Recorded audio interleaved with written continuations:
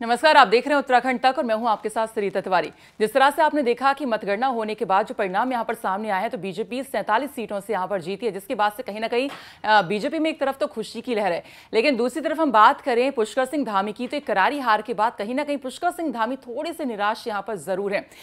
तो आज इस वीडियो में बात करने वाले हैं कि अगर कोई सीएम जो है अपनी सीट पर रहते हुए यानी कि मुख्यमंत्री रहते हुए यहां पर हार जाता है तो क्या कुछ अगला प्रोसेस होता है, यानी कि आगे की प्रक्रियाएं जो शर्तें होती हैं वो क्या कुछ होती हैं।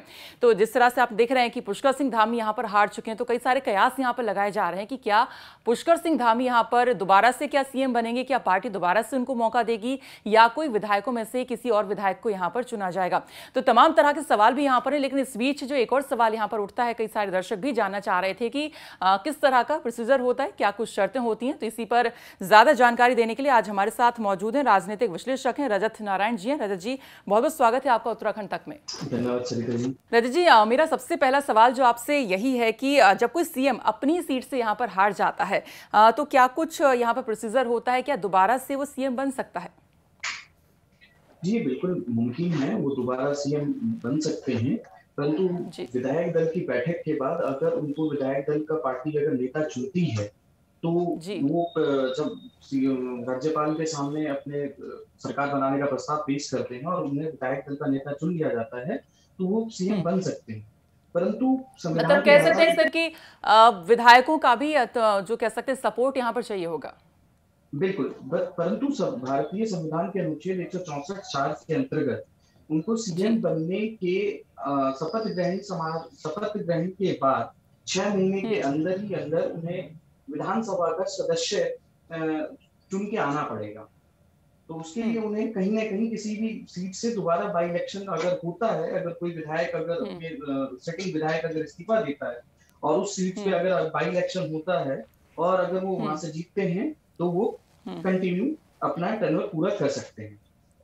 बिल्कुल। और जिस तरह से हम देख रहे हैं कि उत्तराखंड में पुष्कर सिंह धामी हारे, लेकिन कुछ विधायक ऐसे भी हैं वो पुष्कर सिंह धामी के जो उनका 6 महीने का जो थोड़ा सा कार्यकाल रहा है इससे काफी संतुष्ट है और खुश यहाँ पर नजर आए हैं, और इससे वो कह रहे हैं कि अगर धामी या फिर पार्टी चाहे तो अपनी सीट से यहाँ पर इस्तीफा दे सकते हैं। पुष्कर सिंह धामी के लिए चंपावत से विधायक हैं, वो ऐसा कह रहे हैं। तो अगर मान लीजिए पुष्कर सिंह धामी किसी जीते हुए विधायक जो इस्तीफा दे देते हैं उस सीट पर वहां पर दोबारा से अगर इलेक्शन लड़ते हैं और अगर पुष्कर सिंह धामी वहां से भी हार जाते हैं तो क्या स्थितियां होती हैं? इस सिचुएशन में जो सरकार है, जी अगर चुनी हुई जो सरकार होती है जिसका वो विधायक चुने जाते हैं तो इस कंडीशन पे जी उनको इस्तीफा देना पड़ेगा और राष्ट्रपति जो है सो उस सरकार को भंग करेंगे। और अगर हो सकता है तो राष्ट्रपति शासन लागू भी किया जा सकता है अगर कोई दूसरा दल या यही पार्टी जो रूलिंग पार्टी है अगर वो दूसरा सीएम बनाने का प्रस्ताव पेश नहीं करती है राज्यपाल के पास। बिल्कुल। और जिस तरह से हमने ये भी देखा कि आज जो है पुष्कर सिंह धामी ने इस्तीफा दिया पूरे अपने जो है कैबिनेट मंत्रियों के साथ, और इस बीच जो उत्तराखंड के राज्यपाल हैं उन्होंने यही कहा है कि जब तक कि दोबारा कोई मुख्यमंत्री नहीं बनता है, दोबारा से सरकार नहीं बनती है, तब तक वो अपना कामकाज संभाल, यानी कि तब तक वो अपना कामकाज संभाल सकते हैं, ये भी है। जी बिल्कुल, नियम यही कहता है जो जब तक कोई नई सरकार का गठन नहीं हो जाता है तब तक निवर्तमान सीएम जो होते हैं वही सीएम का कार्यभार संभालते हैं। बिल्कुल।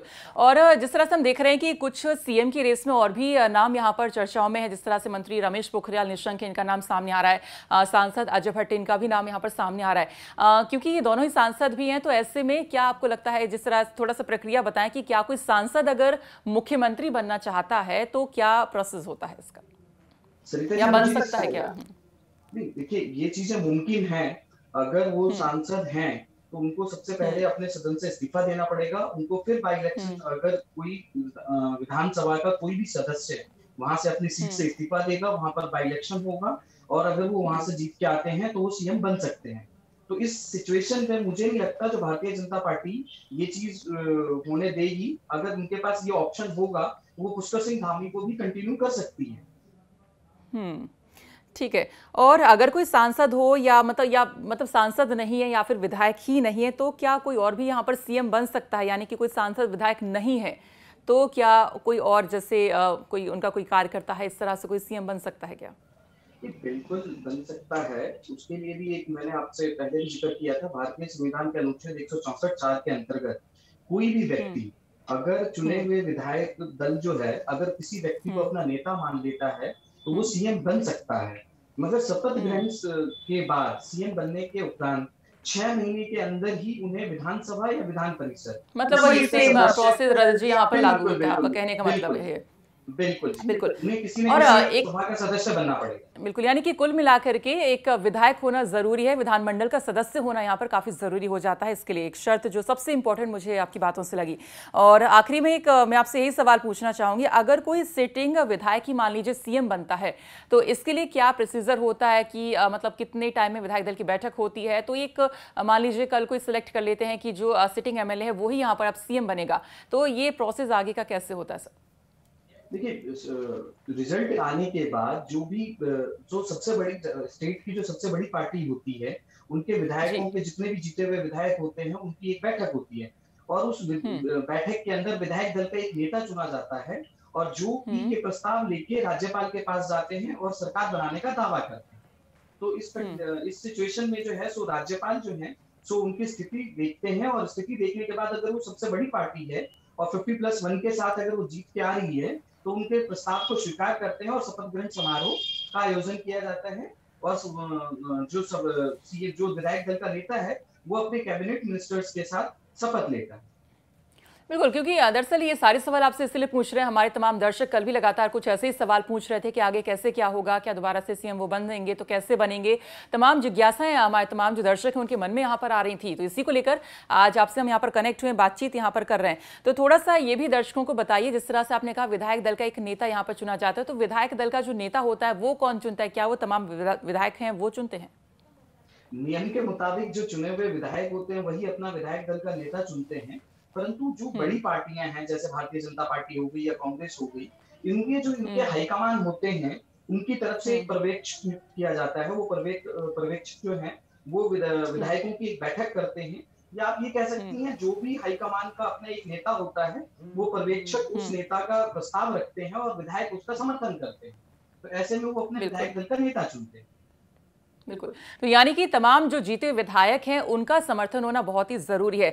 ये आपने पूरी जानकारी तमाम हमारे दर्शकों को आज यहाँ पर दी और कुल मिलाकर हम दर्शकों से भी कहना चाहेंगे कि जो कुल मिलाकर आप एक जो मेन पॉइंट है इसका डिस्कशन का समझ ही सकते हैं कि उन्हें जो है विधायक होना बहुत ही जरूरी होता है। और अभी फिलहाल क्या है, पुष्कर सिंह धामी यहाँ पर विधायक नहीं है और ये कोई हालांकि पहली बार नहीं हुआ है कि जो पुष्कर सिंह धामी या मतलब कोई भी ऐसा मुख्यमंत्री है जो पहली बार इस तरह से हारा हो अपनी सीट पर। कई सारे और भी मुख्यमंत्री और भी राज्यों में रहे, इवन उत्तराखंड में भी आप हरीश रावत को ले लें, इस तरह से आप बीसी खंडूरी को ले लें, तो तमाम जो मुख्यमंत्री हैं वो अपनी सीट से हार गए थे। तो ये कह सकते हैं सर कि पुष्कर सिंह धामी को बहुत ही निराश होने की जरूरत नहीं है और दोबारा से वो हो सकता है सीएम यहां पर बन जाए। बिल्कुल ये मुमकिन है। आप ताजा उदाहरण बंगाल का ले सकती हैं। ममता बनर्जी जो अपने पहले इलेक्शन में जो नंदीग्राम सीट से लड़ी थी, तो वो मुख्यमंत्री रहते हुए जो पहले सीट से लड़ी तो वो वहां शुभेंदु अधिकारी से करीब 2000 वोटों से हार गई थी। बिल्कुल। उसके बाद सीएम पद का शपथ लिया उन्होंने, सरकार का गठन किया और अपने एक सिटिंग एमएलए ने उनके अपना इस्तीफा दिया भवानीपुर से और वहां से उन्होंने बाई इलेक्शन लड़ा जो कि 60,000 वोटों लगभग 60,000 वोटों से वो जीत के दोबारा विधानसभा की सदस्य बने। तो ये चीजें पॉसिबल हैं, ये चीजें मुमकिन हैं। बिल्कुल, तो चलिए खैर रजत जी आपका बहुत बहुत शुक्रिया हमारे साथ जुड़ने के लिए और अपना कीमती समय हमारे साथ जो है शेयर करने के लिए आपका बहुत बहुत धन्यवाद।